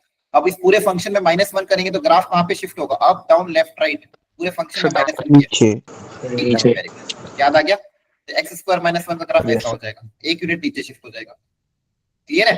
अब इसके बाद आपने क्या करा? ये जो ग्राफ बन गया, इस पूरे पे मॉड लगा दिया। पूरे के पूरे ग्राफ पे मॉड लगाने पे क्या होता है? नेगेटिव पॉजिटिव में। जो भी ग्राफ नीचे वो ऊपर शिफ्ट हो जाएगा, ऐसा कैसा? Yes sir. लेकिन y आप कभी भी नेगेटिव नहीं हो सकता, तो पूरे फंक्शन पे मॉड लगाने पे जो भी पार्ट नेगेटिव में आ रहा है वो ऊपर चला जाएगा। तो पॉजिटिव में तो कुछ फर्क नहीं पड़ता है, पॉजिटिव का मॉड तो पॉजिटिव ही रहता है, लेकिन नेगेटिव वाला भी किस में कन्वर्ट हो जाएगा? पॉजिटिव में। तो ये आपका ग्राफ इसका हो जाएगा। क्लियर हो गया? Yes sir. चलो 1 होगा सर। हाँ 1, सॉरी, थैंक यू। अब अगला ग्राफ आपको ड्रॉ करना था e की पावर माइनस मॉड x का, तो इसको भी पहले क्रिएट करेंगे स्टेप बाय स्टेप। सबसे पहले सोचेंगे e की पावर x का ग्राफ, e की पावर x का ग्राफ तो ऐसे तो दोनों ही पता आपको, e की पावर x का ग्राफ ऐसा होता है। Yes sir. e की पावर माइनस x का ग्राफ क्या हो जाएगा, माइनस में करने पे ये ग्राफ उल्टा हो जाता था, आया ना। अब जी ध्यान सर। सुनना, Yes. अब यहाँ पे मैंने क्या किया, x पे मॉड लगाया, पूरे फंक्शन पे मॉड नहीं लगाया, x पे मॉड लगाया। तो x पे मॉड लगाने पे क्या सिखाया था, याद करो, x पे मॉड लगाने पे क्या लॉजिक बैठेगा,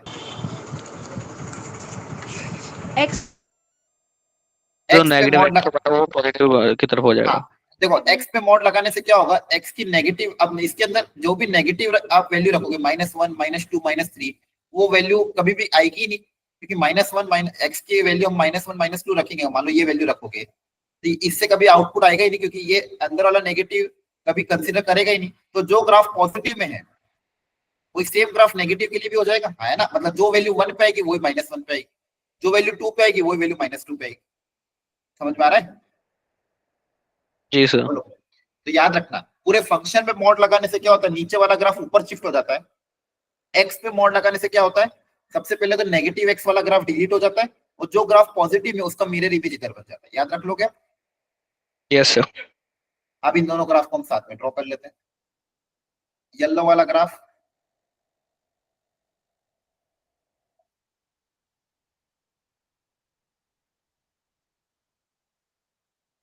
और ब्लू वाले ग्राफ में 1 से, ये 1 पॉइंट था आपका, एक 1 से ऐसे जा रहा है और एक ये ऐसे जा रहा है, तो कितने पॉइंट पे इंटरसेक्ट कर रहे हैं? 4 पॉइंट्स। 1 2 3 4 5 5 है ना। Yes sir. अच्छा क्वेश्चन था कि नहीं था? यस सर, अच्छा था। ठीक है, तो इसमें आपको ग्राफिकल ट्रांसफॉर्मेशन भी सीखने को मिल गया। तो ध्यान रखना, ये अच्छा कॉन्सेप्चुअल क्वेश्चन, इसमें जो कॉन्सेप्ट है उसको आप ध्यान रखना कि किसी और क्वेश्चन में यूज जरूर हो सकता है। ठीक है, अगेन इसको रिपीट ट्राई करना। ग्राफिकल ट्रांसफॉर्मेशन भूल गए तो एक बार वापस से नोट्स से रिवाइज कर लेना। चलिए, ये डिक्शनरी वाला क्वेश्चन है, खुद से कर लोगे? कराऊं? सर कर लेंगे। सर आंसर क्या आ रहा था इसका? आंसर अभी D मैं भेज option। दूंगा सॉल्यूशन, आंसर मुझे याद नहीं क्या है। हाँ देख, डी आ रहा है, यस सर। पहली। ओके वेरी गुड, देख लेना। अगला, अब ये भी क्वेश्चन, हाँ ये भी जो क्वेश्चन था, हाँ बोलो, किसी को डाउट है इसमें? ठीक है, अगला जो क्वेश्चन था 67, ये भी एपी के हिसाब से अच्छा क्वेश्चन था। Alpha and beta are the roots of this are in AP, this are in HP. तो बस कैलकुलेशन करनी थी, क्वेश्चन बहुत इजी था, तो मैं फटाफट में करा रहा हूँ। अगर जैसे 1 अल्फा प्लस बीटा और अल्फा बीटा, ये आपके एपी में, जब भी 3 नंबर एपी में हो तो क्या कंडीशन अप्लाई करते हो? बोलो, एबीसी अगर एपी में तो क्या कंडीशन अप्लाई करते हैं? Alpha plus beta equal to 1 plus alpha beta. हाँ, twice of middle number equal to first number plus last number, है ना। Yes sir. कॉन्सेप्ट क्या है कि इफ एबीसी अगर एपी में है तो हम क्या बोलते थे, 2b equal to a plus C. याद रखना, तो यहाँ पे भी क्या करा, twice of middle number equal to first number plus last number. अब अल्फा बीटा इसके रूट है, तो सम ऑफ द रूट की वैल्यू पुटअप कर दोगे, सम ऑफ द रूट कितना होगा, -b/a, और प्रोडक्ट ऑफ द रूट कितना होगा, c/a। तो यहाँ से कितना आ जाएगा, minus of 2b equal to a plus C. I think देख लें, सॉरी ए आएगा, हाँ a प्लस सी है ना। तो यहाँ से रिलेशन क्या आ जाएगा, a plus 2b plus C equal to 0। एक इक्वेशन ये बनती है। अब अगली कंडीशन पे ऐसे अप्लाई कर देना, ये अगर एचपी में है तो इनके रेसिप्रोकल किस में होंगे, एपी में। अब वापस से एपी की कंडीशन अप्लाई कर देना, एक रिलेशन और आएगा वहां से, फिर पता कर लेना कि एबीसी क्या आएगा। आपको बेसिकली एबीसी पता करना है। इन दोनों इक्वेशन से आपको एबीसी निकल जाएगा, दोनों इक्वेशन से काम हो जाएगा। एबीसी पता चल जाएगा तो अल्फा और बीटा पता चल जाएगा, वैल्यू पुट अप करके आंसर निकालना। क्लियर है? क्वेश्चन आसान है। अगेन ये भी क्वेश्चन स्टैटिस्टिक्स का क्वेश्चन था, फंडामेंटल। ये एपी में है, कॉमन डिफरेंस डी है, तो मीन डेविएशन अबाउट मीन। तो मैं फॉर्मूला लिख रहा हूँ, आप लोग घर पे ट्राई करना। याद करो मीन डेविएशन का फॉर्मूला क्या था, about mean summation mod of xi minus x bar by n। Clear है? Yes sir. इसको ट्राई करना। अगेन देखो ये सिंपलेस्ट फॉर्म में ये भी हो जाएगा, 1 प्लस कॉस 2 थीटा का फॉर्मूला। ये भी क्वेश्चन आसान था। हाँ ये बहुत बढ़िया क्वेश्चन, ये थोड़ा सा दिमाग लगवाया है इसमें। वैसे तो स्टैंडर्ड है, लेकिन स्टैंडर्ड इक्वेशन नहीं आती है, लेकिन थोड़ा सा इसमें एक्स्ट्रा दिमाग लगा। सीखना चाहोगे? 2 मिनट और, बहुत अच्छा क्वेश्चन है, सुनना ध्यान से। इसमें देखो सबसे पहले, अच्छा यहाँ पे आपको क्या दिया, एक हाइपरबोला दिया हुआ है। अब ये स्टैंडर्ड नहीं है, इंक्लाइंड है कुछ ना कुछ। तो जब भी इंक्लाइंड आता है तो आपको फंडामेंटल डेफिनेशन यूज करनी है। फंडामेंटल डेफिनेशन क्या होती है कोनिक की? सबसे पहले स्टार्टिंग में क्या बोला था, कोई भी तो कोनिक होता है PF upon PM equal to E होता है ना? बोलो, याद आ रहा है? जी सर। पीएफ मतलब क्या? बोलो, पीएफ क्या होता था? डिस्टेंस ऑफ, इसका डिस्टेंस होता था, distance of any point x, y from where? Focus. From focus. और पीएम क्या होता था बताओ? Distance of any point p from where? Directrix. है ना? क्या था क्या? तो कभी भी बच्चों आपको इंक्लाइंड या अदर पैराबोला तो हमेशा फंडामेंटल ही होगा। स्टैंडर्ड होगा तो डायरेक्ट हो जाएगा, अगर स्टैंडर्ड नहीं दिया है तो फंडामेंटल डेफिनेशन यूज करनी। फंडामेंटल कौन सी है? PF equal to EP. आपको पीएफ क्या होता था? Distance of any point from the focus. कहीं ना कहीं यहाँ पे डिस्टेंस फॉर्मूला अप्लाई होता है। डिस्टेंस, दो पॉइंट के बीच में डिस्टेंस फॉर्मूला क्या होता है? Under root of x2 minus x1 का, मान लो पॉइंट, एक पॉइंट x, y, और फोकस आपको कुछ ना कुछ होगा, x माइनस मान लो a का whole square plus y minus b का होल स्क्वायर, ये आपका डिस्टेंस होता है। और एक लाइन का एक पॉइंट से डिस्टेंस क्या होता है? डायरेक्ट्रिक्स एक लाइन है और एक ये पॉइंट है, तो ax plus by plus c upon under root of a square plus b square into e। इस टाइप की इक्वेशन आपको कुछ बनानी है, x1 माइनस x1 जो भी लिखना हो, तो आपको इस टाइप की इक्वेशन में कन्वर्ट करके फिर कंपेयर करके ई निकालना होगा। अब ध्यान से देखना कैसे करूंगा। यहाँ पे डिस्टेंस कैसे निकालते हैं? दो पॉइंट के बीच में एक पॉइंट x, y, दूसरा कुछ ना कुछ फोकस होगा, तो डिस्टेंस कैसे निकलेगा? x माइनस x1 का whole square plus y minus y1 का होल स्क्वायर। देखो ये क्रिएट करना है। x, y का डायरेक्ट्रिक्स से डिस्टेंस ऐसा निकलेगा, तो ये क्रिएट करना है। सबसे पहले तो यहाँ पे मेरे पास क्या गिवन था, ध्यान से देखना। 10x माइनस 5 का whole square plus 10y minus 2 का whole square equal to 9 into 3x plus 4y minus 7 का होल स्क्वायर। अरे आप लोग क्लास में तो हो? Yes sir. Hello? Yes sir. हाँ, Yes, sir. घबराना मत। आपको जब ये क्वेश्चन कंप्लीट हो जाएगा ना, तो आपको बहुत अच्छा लगेगा कि हाँ यार बहुत बढ़िया क्वेश्चन था, मजा आ जाएगा। अब सुनना अच्छे से। यहाँ पे डिस्टेंस फॉर्मूला के लिए मुझे ऐसी टर्म क्रिएट करनी है, तो यहाँ पे x और y के कोएफिशिएंट 1 बनाने पड़ेंगे सबसे पहले। तो यहाँ पे 1 कैसे बनेगा? यहाँ से क्या कॉमन ले ले? 10 कॉमन ले ले, और यहाँ से भी 10 कॉमन ले ले, है ना? बोलो, दोनों में से 10 कॉमन ले लोगे तो बाहर आके 100 आ जाएगा। यहाँ पे क्या बचेगा? x माइनस 1/2 का होल स्क्वायर प्लस 100, यहाँ से भी 10 कॉमन लोगे तो 100 बन के बाहर आएगा। y माइनस 10 कॉमन लोगे तो 2/10 मतलब 1/5 का whole square equal to 9 3x plus 4y minus 7 का होल स्क्वायर। एक काम करो, इस 3 को भी इस होल स्क्वायर के अंदर ले, या फिर चलो इसको ऐसे ही जैसा मन किया। यहां तक समझ में आया कि नहीं आया? पहले बताओ। आ गया सर। अब मुझे रूट चाहिए, तो दोनों तरफ रूट ले ले।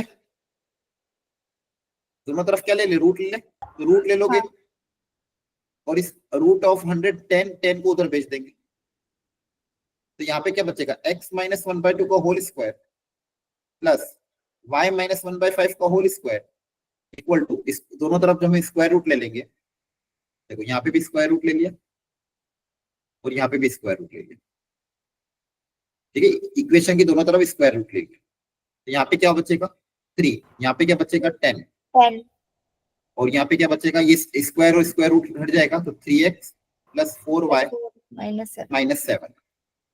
क्लियर हो गया यहाँ तक? यस अब सर। अब मुझे ax plus by plus c, ये तो क्लियर हो गया। नीचे क्या चाहिए, a square plus b square, a square plus b square कितना आएगा, under root of a square plus 5 आएगा, 5 आएगा, तो 5 से मल्टीप्लाई डिवाइड कर दे दोनों तरफ 5 से डिवाइड कर दे। क्यों डिवाइड किया, ताकि ये क्रिएट हो जाए, under root of a square plus b square create हो जाए, है ना? Yes sir. ओके, तो फाइनल अब इक्वेशन कैसे दिखेगी, under root of x minus 1/2 का whole square plus y minus 1/5 का होल स्क्वायर इक्वल टू, इसको छेड़ना नहीं है, 3x plus 4y minus 7 upon under root of a square plus b square, under root of 3 square plus 4 square कितना हो जाएगा 5, और मेरे पास क्या बचेगा, देखो यहाँ से 2 बचेगा, 2 उधर आके डिवाइड हो जाएगा 3/2। तो आपको बेसिकली ये अब आना चाहिए, सीखना है आपको इस इक्वेशन को। वैसे देखो एक चांसेस कम ही है, इंक्लाइन पैराबोला के क्वेश्चन है, लेकिन अगर आ जाए तो कॉन्सेप्ट टफ नहीं है। इस इक्वेशन को इस इक्वेशन में मैंने कन्वर्ट किया, लॉजिक क्या बैठाया कि इधर हमको क्या क्रिएट करना है, x, y का एक फोकस से डिस्टेंस, और इधर क्या क्रिएट करना है, x, y का डायरेक्ट्रिक्स से डिस्टेंस। क्या यहाँ तक समझ में आया आपको? Yes sir. Yes sir. अब ध्यान से देख के बताओ, अगर ये x, y का फोकस से डिस्टेंस है, तो क्या यहाँ से फोकस बता सकते हो कितना होगा? ये x, y का डिस्टेंस किस पॉइंट से, यहाँ पे x1 y1 कौन सा होगा, x1 y1 का कोऑर्डिनेट क्या होगा, 1/2 का 1/5। हाँ 1/2 1/5। देखो आपका जनरल पॉइंट क्या होता है, x, y, तो बेसिकली ये यहाँ पे क्या दिया हुआ है, x, y का 1/2 और 1/5 से डिस्टेंस का फॉर्मूला तो दिया हुआ है ना? x, y का देखो, अगर मान लो एक पॉइंट है 1/2 1/5, तो उसका डिस्टेंस का फॉर्मूला बताओ क्या होगा, यही तो क्रिएट होगा, बोलो हाँ है ना? एक पॉइंट है मान लो Yes, sir.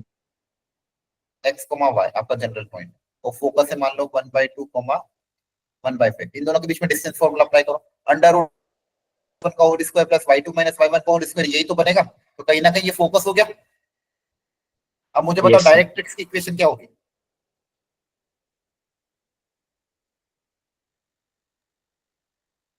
ये है एक पॉइंट का डायरेक्ट्रिक्स से डिस्टेंस, तो डायरेक्ट्रिक्स की इक्वेशन क्या होगी, 3x plus 4y minus 7 equal to 0, है ना? ये डायरेक्ट्रिक्स से तो होगी, बोलो। और बताओ एसेंट्रिसिटी कितना होगा, E 3/2। 3/2, है ना? यही तो ये होता है, ये बचाओ पोर्शन ही तो ये होगा, हाँ है ना? Yes sir. फोकस पता है, डायरेक्ट्रिक्स पता है, एसेंट्रिसिटी पता है। घर पे वापस रिपीट ट्राई करना, थोड़ा बहुत कॉन्सेप्ट तो सीखा ही दिया, एक बार खुद से ट्राई करोगे ना ज्यादा फील आएगा।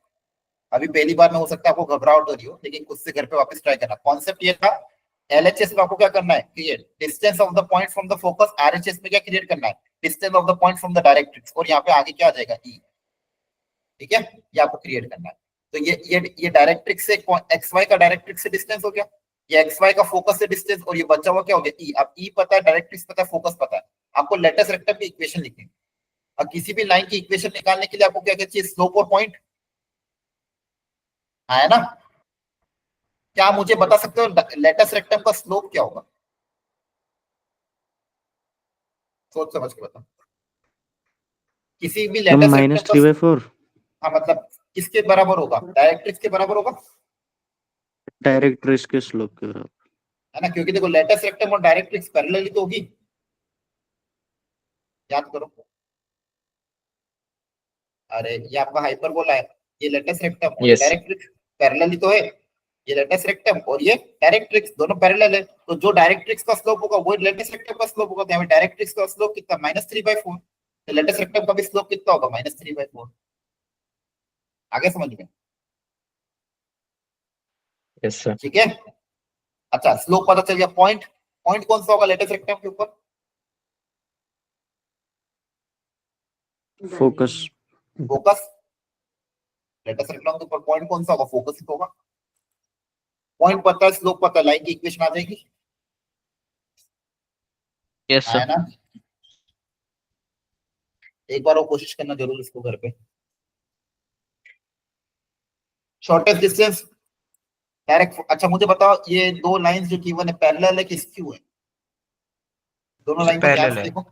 हाँ, यहाँ पे लैम्डा के साथ जो वेक्टर दिया हुआ है और यहाँ पे म्यू के साथ जो दो वेक्टर दिया है, दोनों इक्वल है, मतलब लाइंस कैसी है? पैरेलल। पैरेलल। तो पैरेलल लाइन के शॉर्टेस्ट डिस्टेंस का फॉर्मूला है। बहुत बहुत बहुत बोला था कि शॉर्टेस्ट डिस्टेंस इंपॉर्टेंट होता है, वो देखो क्वेश्चन भी आ गया। याद करो क्या था?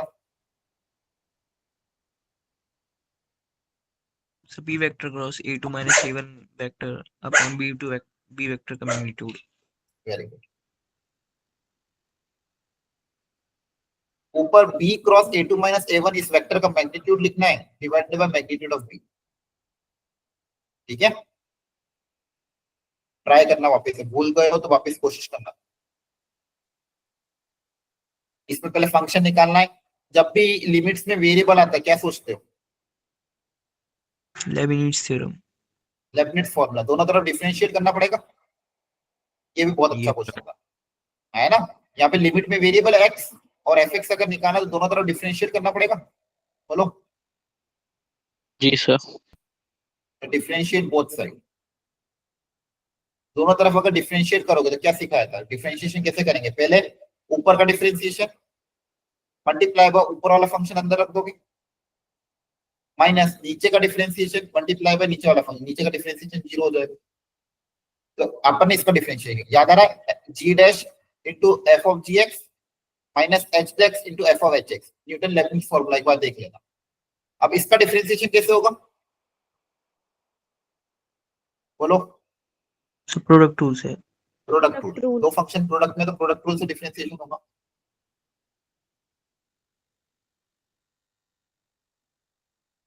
Minus 3x cube sorry 3x square. तो यहां से बच्चों आपके पास fx और f डैश x में इक्वेशन आएगी। अब ये देखो, पहले तो न्यूटन लेबनिट्ज लगवाया, अब ये क्वेश्चन किसमें कन्वर्ट हो गया?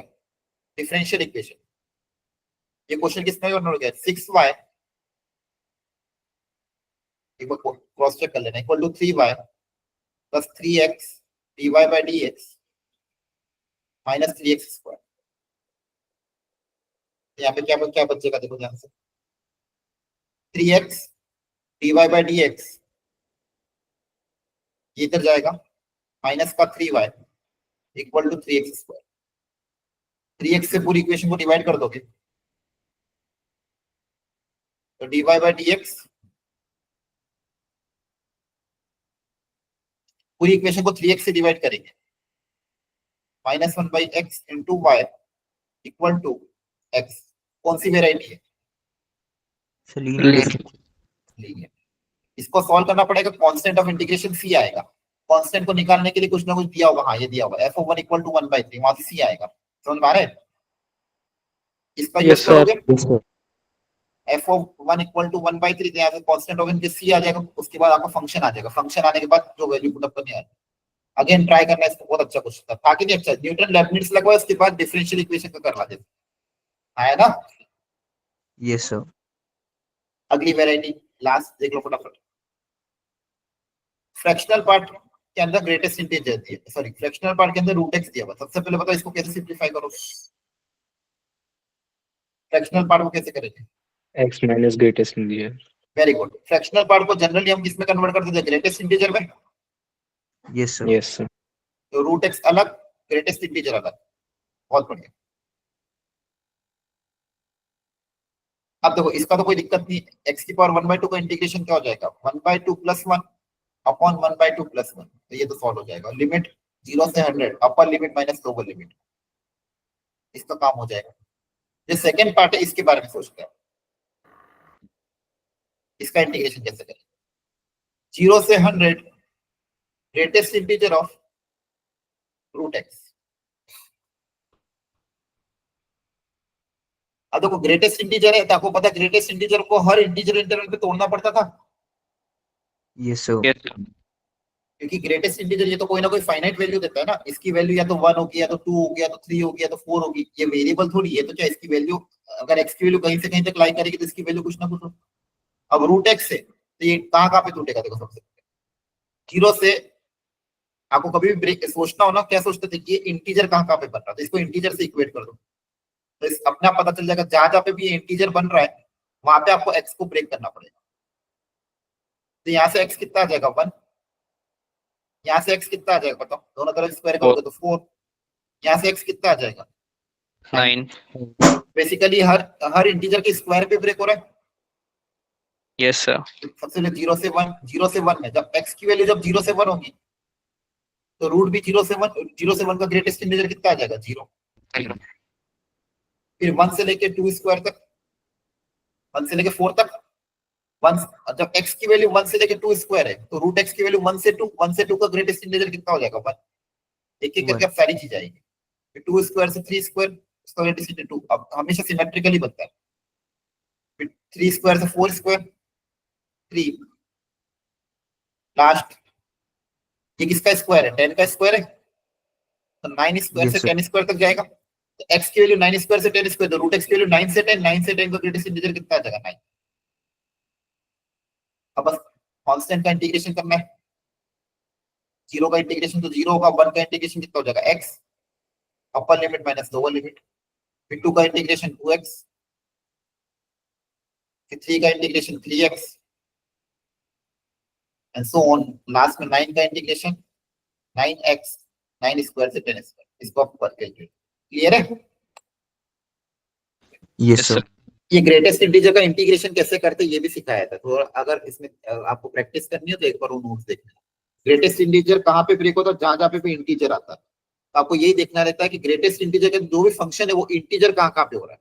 ये कॉन्सेप्ट अगर ध्यान रहे तो फिर कोई ऐसा भी क्वेश्चन आ जाए हमेशा हो जाएगा। अब चाहे इसके अंदर में कॉस दे दो, साइन दे दो, e की पावर x कुछ भी दे दो, आपको इसको कैसे इक्वेट करना है इंटीजर से। पहले 1 से इक्वेट किया, फिर 2 से इक्वेट किया, फिर 3 से इक्वेट किया। क्यों? क्योंकि मेरा जो ग्रेटेस्ट इंटीजर फंक्शन होता है वो इंटीजर्स पे ही ब्रेक होता है। तो 1 से इक्वेट किया तो x आ गया, 2 से इक्वेट करने पे x आ गया, 3 से इक्वेट करने पे x हो गया, तो जो भी x आ गया वहां पे मेरी लिमिट्स ब्रेक होगी। ये कॉन्सेप्ट होता है, इस कॉन्सेप्ट पे को समझना है आपको। ठीक है, देखो एक और सिस्टम ऑफ इक्वेशन, अगेन ये भी इंपॉर्टेंट वैरायटी। यूनिक सॉल्यूशन की कंडीशन अप्लाई कर दोगे, क्या है कंडीशन यूनिक सॉल्यूशन की condition? So delta not equals to 0, delta x, delta y और delta z not equals to 0. नहीं, वो सब करने की जरूरत, इसीलिए ये होता है, यही अप्लाई कर देना, उससे से काम हो जाता है। ठीक है, डेल्टा एक्स डेल्टा वाई को करने की जरूरत नहीं, क्योंकि वो तो न्यूमरेटर में आता है, डिनोमिनेटर नॉट इक्वल टू 0 होना चाहिए। क्लियर है? Only this condition apply. ये भी question try yourself, question tough नहीं हो जाएगा। क्लियर? Yes, sir. पेपर बच्चों एक हल्का सा हिंट मैंने आपको दे दिया, तो जो भी अच्छे क्वेश्चन आपको लग रहे हो सकता है अभी थोड़ा सा दिक्कत आ रही हो, एक बार घर पे जाके रीअटेम्प्ट जरूर करना, वापस से रीअटेम्प्ट करोगे अच्छा सीखने। क्लियर हो गया? अच्छा, Yes, मतलब sir. Physics Yes, sir. Chemistry का पेपर कैसा था? वो भी अच्छा था कि अलग था थोड़ा, मतलब क्या था? फिजिक्स Sir, का वो तो भी इजी ठीक था था। सर। मॉडरेट। ऐसे ही पेपर आपका जेईई में भी आएगा, कॉन्फिडेंस के साथ जाना। और आज पेपर आज तो चलो ठीक है, थक गए होंगे, कल एक दिन सुबह जब भी दोपहर में जब भी टाइम मिले इस पेपर का एनालिसिस करना कि इसमें कितने क्वेश्चन मैं कर पाता हूँ, कितने नहीं कर पाता हूँ, कहाँ से मेरे से गलतियां हो रही है, कहाँ किन गलतियों को मैं रेक्टिफाई कर सकता हूँ। कल मॉर्निंग में मैं इसकी पेपर की पीडीएफ और सॉल्यूशन भेज दूंगा। इन केस मैं भूल जाऊँ मुझे एक बार ग्रुप पे याद दिला देना, तो मैं पेपर और सॉल्यूशन दोनों भेज दूंगा। ठीक है? Okay sir. ओके चलो, वो ठीक है। पीवाईक्यू वाली पीडीएफ जो भेजी थी वो। हाँ, वो ड्राइव लिंक बन गई है, अभी 5 मिनट भेजता हूँ। ठीक है, उसमें फिजिक्स और केमिस्ट्री रेडी हो चुका है, मैथ्स का भी नहीं हो पाया है, मैथ्स कल तक रेडी करूँ, फिजिक्स केमिस्ट्री में रेडी कर दे तो अभी भेज देता हूँ। ठीक है, okay sir. Okay, thank you, bye bye, good night. Bye thank you sir.